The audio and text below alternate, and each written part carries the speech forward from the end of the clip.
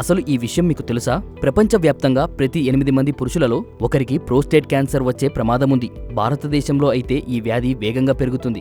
ముఖ్యంగా 50 ఏళ్లు దాటిన వారిలో ఇది అధికంగా కనిపిస్తుంది. ఇప్పుడు మనం ఒక ముఖ్యమైన విషయం గురించి తెలుసుకుందాం. అదేనండి ప్రోస్టేట్ క్యాన్సర్ చికిత్సకు అయ్యే ఖర్చులు. ఒక్కసారి క్యాన్సర్ వచ్చిన తరువాత దానికి scanning, biopsy, surgery, chemo, radiation ఇలా వీటన్నిటికీ ఎన్నో లక్షల రూపాయలు ఖర్చవుతాయి. మరి కొన్ని చికిత్సలకైతే ఎంత అవుతుందో కూడా ఒక అంచనాకు రాలేని పరిస్థితిలో ఉన్నాము. అందుకే మీరు ఖచ్చితంగా ఓ మంచి ఆరోగ్య బీమా పాలసీని ఆలోచించి తీసుకుంటే ఇంతటి భారీ ఖర్చుల్ని తట్టుకోవచ్చు.